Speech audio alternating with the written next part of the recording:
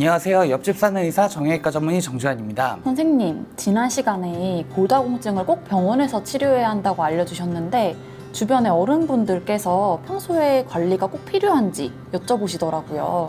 네, 안 그래도 이번 시간에는 지난 시간에 이어서 골다공증에 대해서 추가로 더 말씀드리려고 했는데요. 저번에 이제 골다공증의 전 단계인 골감속증부터 아주 심한 단계까지 칼슘이나 비타민 D를 섭취하는 것이 매우 중요하다는 얘기 기억하시죠? 자세한 내용이 궁금하신 분들은 지난 영상 참고하면 더 좋으실 거고, 칼슘이나 비타민 D가 저희 뼈를 생성하는 근본 재료이기 때문에 적절한 양을 섭취하는 것은 매우 중요한 문제입니다. 다만 그냥 이렇게만 알고 계시다면은 본인이 어느 정도 양을 드셔야 되는지, 아니면 내가 잘 먹고 있는지 이런 거를 알기가 어렵기 때문에 오늘은 칼슘과 비타민 D를 어떻게 섭취해야 되는지에 대해서 좀 더 자세하게 얘기를 드리고자 합니다. 그러면 요즘 영양제까지 나와 있는 것들이 많은데 추가 섭취가 필요하다는 말씀이신가요? 최근 의학계에 가장 권위 있는 두 개의 학술지 NEJM과 란셋에서 발표된 연구들이 있는데요. 골다공증 환자들이 칼슘과 비타민 D를 섭취할 때 골절을 얼마나 효과적으로 예방해 주는지에 대한 연구가 있었습니다. 결론부터 말씀드리면 골다공증 환자들은 칼슘이나 비타민 D를 충분히 잘 섭취해줘야지 골절 예방하는 효과가 있다, 이런 결론이었어서 대부분의 분들은 특히나 골다공증 진단받으셨다 하시면은 칼슘이나 비타민 D를 꼭 챙겨서 신경 쓰시는 게 좋습니다.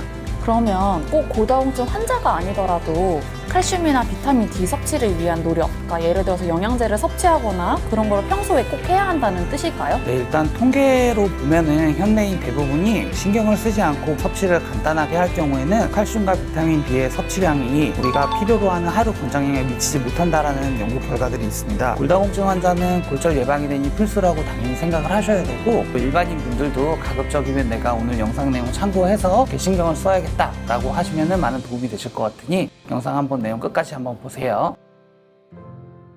그러면 먼저 칼슘이랑 비타민 D 적정 권장량 먼저 설명해 주실 수 있을까요? 앞서 말씀드린 그 두 개의 논문에 따르면은 칼슘의 경우에는 하루에 1000mg 정도, 그리고 비타민 D는 나이에 따라 좀 다르긴 한데 600IU나 70세가 넘으신 분들은 800IU까지 섭취하는 게 권장되고 있습니다.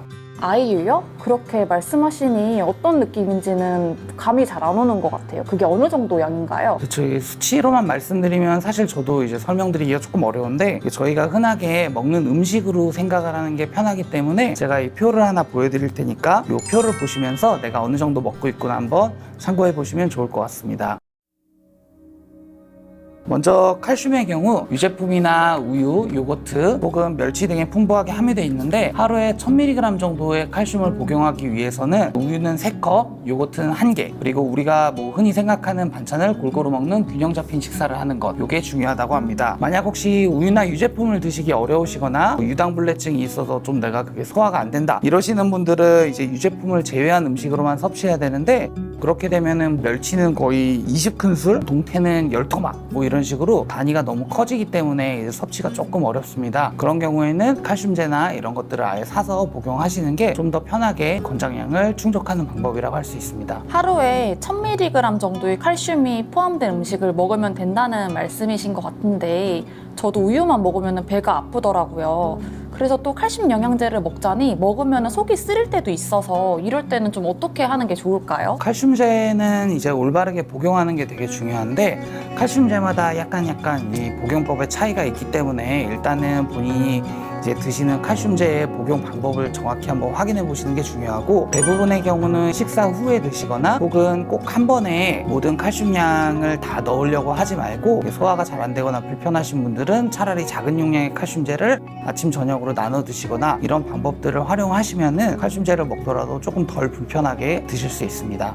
아까 전에 비타민 D가 또 중요하다는 말씀을 해주셨는데 비타민 D는 그럼 어떻게 보충할 수가 있나요? 비타민 D는 기본적으로 우리가 햇빛을 쬐면은 피부에서 합성이 되는데요. 야외에서 활동을 많이 하시거나 이런 분들은 크게 걱정을 안 하셔도 되지만, 요즘에 이제 회사를 다니시면서 실내 생활을 하거나 혹은 타는 게 싫어서 자외선 차단제를 바르거나 이런 분들이 많기 때문에 자연 합성으로 충분한 비타민 D를 만들지 못하는 경우들이 생기고 있습니다. 나는 자외선 차단제 없이 하루에 한 15분 이상씩 2, 3회 정도 이상을 그냥 선크림 없이 나다닌다 이러신 분들은 크게 염려 안 하셔도 되지만, 혹시 본인이 이제 낮 동안은 실내에서 계속 근무를 하신다던가 아니면 평소에 타는 게 너무 싫어서 자외선 차단제를 열심히 바르시다던가 이런 분들은 마찬가지로 비타민 D 섭취하는 양이나 복용량에도 좀 신경을 쓰셔야 합니다. 저도 타는 게 싫고 보통 낮에는 실내 활동을 많이 해서 저 같은 경우에는 그럼 부족할 수도 있다는 뜻인가요? 네, 맞습니다. 물론 비타민 D도 만약에 야외 활동을 안 하시는 분들의 경우는 다른 방법으로 이제 섭취를 할 수가 있는데, 대표적으로는 음식을 통해서 섭취하는 걸 생각해 볼 수가 있습니다. 다만 이제 음식만으로 하루 권장량을 채우려면 비타민 D는 우유는 뭐 6잔, 계란으로 따지면 20개에서 30개 정도를 섭취해야 되는데, 이 양을 충족하기가 상당히 칼슘보다도 조금 어려운 편이라서 활동 시간을 잘 못 채운다, 식사도 제대로 못 하겠다 이러신 분들은 영양제로라도 섭취를 하는 것이 가장 권장되는 방법입니다. 단기적으로 비타민 D 결핍이 심한 경우에는 주사로도 처방받을 수가 있으니까 골다공증 있으신 분들은 걱정하지 말고 근처의 병원 의사 선생님들 처방을 받아가지고 비타민 주사를 맞는 것도 하나의 방법이 될 수 있습니다.